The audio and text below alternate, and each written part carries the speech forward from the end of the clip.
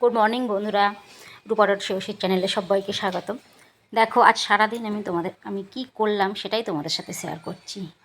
এত ব্যস্ততার মধ্যেও কত কাজ করতে হয়, আবার ভিডিও করতে হয়, কত কি করতে হয়। এই দেখো, সকাল থেকে বিছনা টিছনা গুছিয়ে ফেললাম, ঘর টর ঝেড়ে ছেলেকে পড়তে বসিয়ে দিলাম, দিয়ে এবার ঘরটা ঝাড়ু দিলাম। ঝাড়ু দেওয়া হচ্ছে এখন। কতটা জামা কাপড় বের করেছি, কাচতে হবে।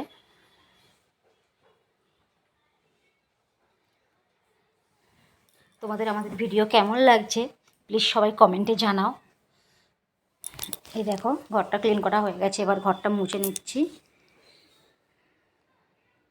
ঘরটা মুছে এখন কত কি রান্না বান্না আছে, কাচাকুচি আছে, সেটাই দেখো আমি সানলাইট সার্ফ দিয়ে জামা কাপড়গুলো কাচবো। আর এই দেখো বেসিনে কতটা বাসন আছে, সেগুলো মাজতে হবে। এদিকে আমাদের কুকুরের জন্য মাংস আছে। আমি আজকে লাউ শাক কুমড়ো শাক রান্না করব, তাই কুমড়ো শাক কেটে নিলাম। এদিকে আলু ছেলা হচ্ছে। আজকে একটা জিনিস রান্না করব, তোমরা দেখতে থাকো। আমার স্নান হয়ে গেছে, কাচাকুচি হয়ে গেছে, এখন রেডি হয়ে রান্নাঘরে চলে এসেছি। সব মশলাগুলো একে একে বেটে নিয়েছি। এদিকে দেখো, চাল কুমড়োটা ভাপাতে বসিয়ে দিয়েছি। বরবটি ভাজা হচ্ছে, আলু ভাজা হচ্ছে। আলু ভাজা করলাম, পান্তা খাইতে হবে। এবারে এখানে আলুটা ভাজা হয়ে গেছে, ওই তেলেতেই বরবটিটা ভাজবো। তোমরা কে কোথা থেকে দেখছো আমাদের ভিডিওগুলো প্লিজ কমেন্টে জানাও। তোমাদের কেমন লাগছে সেটাও জানাও। এদিকে দেখো, পোস্ত বাটা, সর্ষে বাটা, আদা বাটা সব মশলা করে রেখেছি। এখন চাল কুমড়োর একটা পুর বানাবো, বানিয়ে সেটা ভাজবো। সর্ষে পোস্ত একটু লবণ দিয়েছি, একটু কাঁচা লঙ্কা বাটা দেবো, সেটা বাটা হয়নি। এবার আমি বেটে নেব, ওই চাল কুমড়োর মধ্যেই দেবো। এদিকে দেখো, ওই আলু ভাজা করেছিলাম সেটা একটু দিয়ে দিলাম বরবটির মধ্যে। ভিডিওটা স্কিপ না করে পুরোটা দেখো, দেখতে পাবে আজ আমি কি কাণ্ডটা করেছি। তোমরা দেখলে সবাই অবাক হয়ে যাবে যে আজকে কি করলাম আমি। আজকে অ্যাকচুয়ালি নিরামিষ, আমরা শনিবার করে নিরামিষ খাই। তো আজকে আমি তো একদম নিরামিষের জায়গায় মাংস খেয়ে ফেললাম। এটা দেখো, এদিকে লঙ্কাটা বেটে নিলাম। এবার দেখো, এই পুরটা রেডি। এবার পুরটা আমি ভরবো চাল কুমড়োর মধ্যে। এতে একটু চিনি দিয়েছিলাম।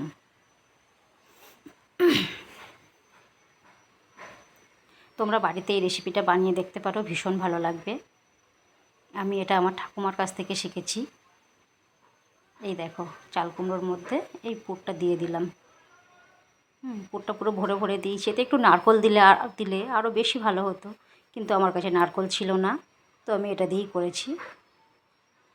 আর এত গরম হচ্ছিল বন্ধুরা, কি বলবো, প্রচণ্ড আজকে গরম হচ্ছিল। রান্নাই করতে পারছিলাম না, এত গরম হচ্ছে।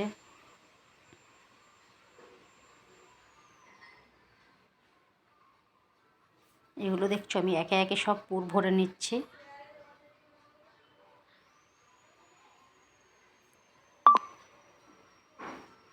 তোমরা এই রেসিপিটা বানিয়ে দেখতে পারো, নিরামিষ দিনে ভীষণ ভালো লাগবে খেতে।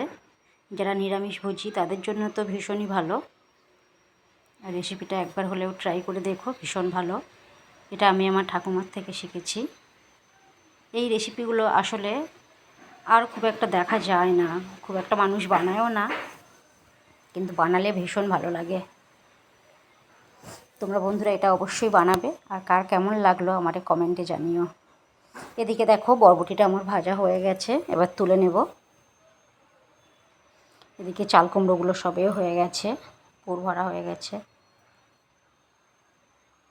এদিকে দেখো, আমি ব্যাটারটা গুলে নিয়েছি। ব্যাটারে ছিল একটু চালের গুঁড়ো ছিল, একটু ময়দা দিয়েছিলাম, একটু লবণ আর একটু হলুদের গুঁড়ো।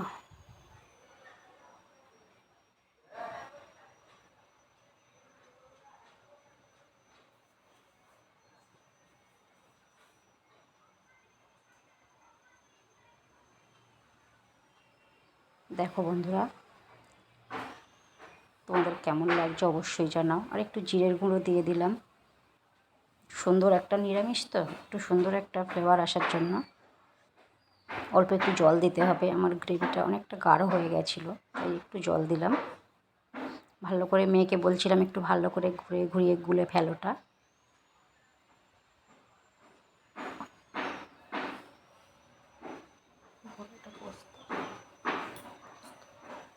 হ্যাঁ, একটু পোস্ত দানা দিয়েছিলাম, ভুলেই গেছিলাম, লাস্টে একটু পোস্ত দিয়েছিলাম। পোস্ত দিলে সুন্দর লাগে, কালে পড়বে তো। এই দেখো, এগুলো একে একে সব বানিয়ে ফেলছি। কড়াটায় খুব দাগ হয়ে গেছে, এর আগে দুটো ভাজা হয়েছিল। এগুলোই একে একে হালকা হালকা তেল, আমি আসলে তেল অত খাই না, তো আমি হালকা হালকা তেল দিয়ে দিয়ে এগুলো ভেজেছি। আর এগুলো ডিপ ফ্রাই না করলেও চলবে, যেহেতু এটা ভাবানো আছে। দেখছো কেমন দানা দানা ভাব এসছে, যখন মুখে পড়বে এগুলো ভীষণ মচমচে, খুব ভালো লাগবে খেতে।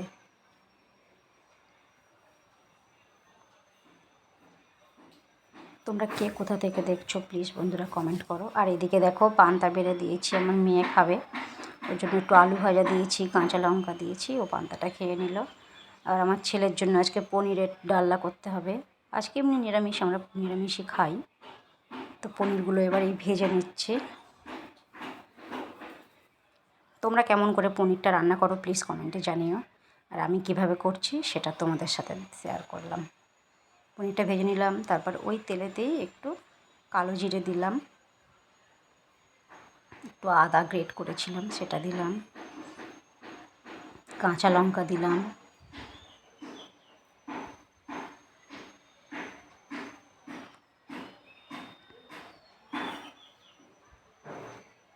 একটু লবণ দিলাম। আমাদের ভিডিও যদি ভালো লাগে প্লিজ শেয়ার কমেন্ট করতে ভুলো না। তারপর একটু হলুদ দিলাম।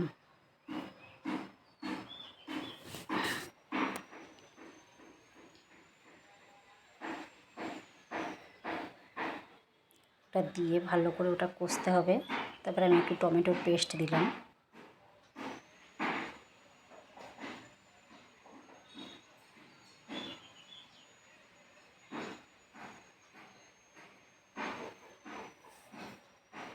টমেটোর পেস্টটা দিয়ে এবার ভালো করে ওটা কষিয়ে নিতে হবে।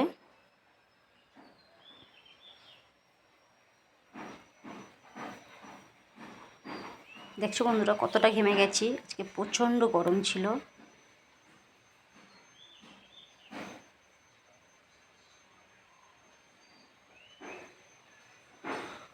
তো এটা ভালো করে কষিয়ে নিতে হবে।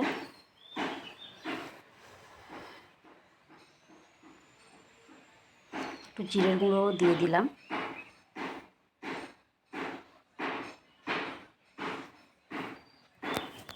তোমরা কেমন করে পনিরের রেসিপি করো আমাকে প্লিজ জানাও। আমি অত ভালো পারি না, বাট তাও যেটাই পারি তোমাদের সাথে সেটাই শেয়ার করলাম।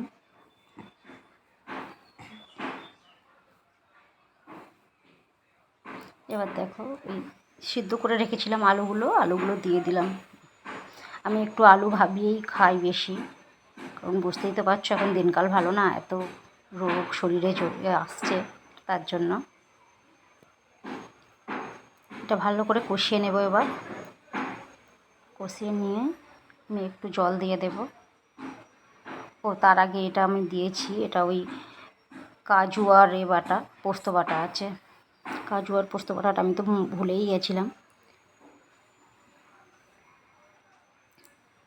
এই পেস্টটা দিয়ে দিলাম, দিয়ে একটু হালকা করে নাড়বো, নেড়ে এবার জল দিয়ে দেব।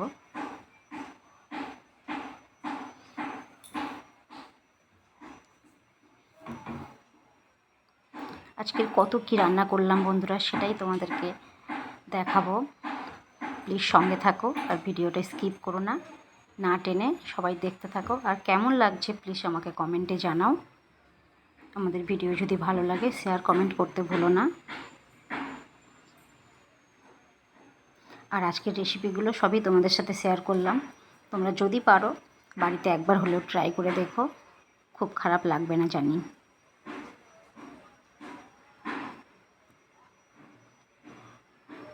এবার দেখো এটা কষানো প্রায় হয়ে গেছে, এবার জল দিয়ে দেব।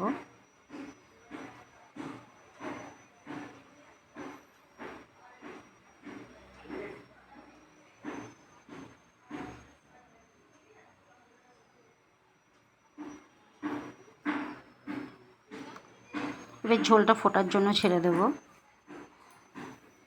ঝোলটা ফুটে উঠেছে, এবার পনিরগুলো সব দিয়ে দিলাম।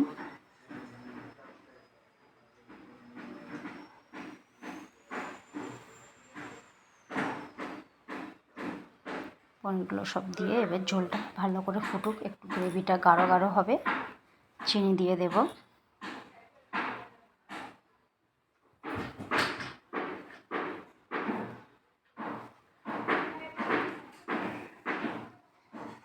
এবার একটু গরম মশলা দিয়ে তরকারিটা নামিয়ে নেব।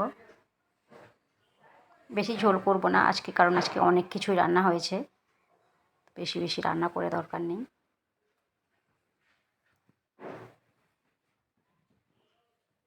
এই যে একটু আলু গেলে দেবে, আলুগুলো গেলে দিলে কি হয়, একটু ঝোলটা একটু মানে গাঢ় গাঢ় হয়, গ্রেভিটা বেশ ভালোই লাগে। আর এদিকে দেখো আমি কি কাণ্ড করেছি সেটা আজকে দেখো। এই যে আজকে আমি এই মাংসটা রান্না করছি। আজকে কিন্তু বলেছি, আগেই বলেছি আজ আমাদের শনিবার নিরামিষ খাই, তো আজকে মাংস রান্না করছি। এটা কিসের মাংস সেটাই তোমাদেরকে বলবো। এটা অ্যাকচুয়ালি একজন পুজো দিয়েছিল, পাঁঠা বলির মাংস, পাঁঠার মাংস। তো এটা আমি আজকে নিরামিষভাবে রান্না করব। দেখো এই আদা বাটা দিয়েছি, কাঁচা লঙ্কা পেস্ট দিয়েছি, টক দই দিয়েছি, ঠিক আছে। আর ওদিকে তো দেখলে আলুটা ভাজা হচ্ছে নুন হলুদ দিয়ে। এবার এতে একটু হলুদ দিয়ে দিলাম। এটা আমি একটু ম্যারিনেট করে রেখে দেব। এই মাংসগুলো আসলে এরকম ছোট ছোট করেই কেটে নিতে হয়, কারণ এই মাংসগুলো সিদ্ধ হতে প্রচুর টাইম লাগে। আর দ্বিতীয়ত এই মাংসটাও অল্প। আর এই মাংসটা আমাদের 2 ঘরের জন্য দিয়েছে, তো আমাদের অনেকেই আছে ফ্যামিলি মেম্বার, সবাইকে দিতে হবে তো সেই জন্য। এবার এদিকে দেখো কড়াইতে তেল দিলাম, এদিকে একটা সবজি করে নেবো। আগেই বলেছিলাম আমি আজকে একটু কুমড়ো শাকের সবজি করব, তো কুমড়ো শাকটা চাপিয়ে দেব। কড়াইতে তেল দিয়ে তাতে একটু কালো জিরের ফোড়ন দিলাম। এবারে ওই কাঁচা লঙ্কা বাটাটা পুরোটাই দিয়ে দেব।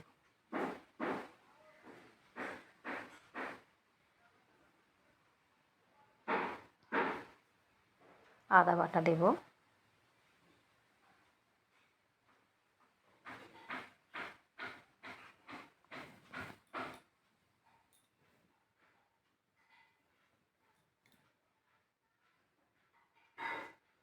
এবার দেখো এই সবজিগুলো সব দিয়ে দেব, দিয়ে ওতে একটু লবণ দিয়ে দেব। লবণ দিয়ে ওটা নেড়ে চেড়ে একটু ঢাকা দেব। তোমাদের কার কার কুমড়ো শাক খেতে ভালো লাগে প্লিজ আমায় জানাও কমেন্টে। আমার তো ভীষণ ভালো লাগে, আমাদের বাড়িতে সবাই প্রায় ভালোবাসে কুমড়ো শাকের ডাঁটা খেতে। ঢাকা দিয়ে দিলাম। এবার দেখি ওদিকের আলুটা ভাজা হয়েছে কি। আলুটা ভাজা হচ্ছে। এত গরম বন্ধুরা আর বলো না, শুধু জল খাচ্ছি, জল খেয়ে খেয়ে আর পাচ্ছি না। এদিকে আলুটা ভাজা হয়ে গেছে, তেলে গোটা গরম মশলার ফোড়ন দিলাম, দিয়ে ওই ম্যারিনেট করা মাংসটা মানে ঠাকুরের প্রসাদটা দিয়ে দিলাম।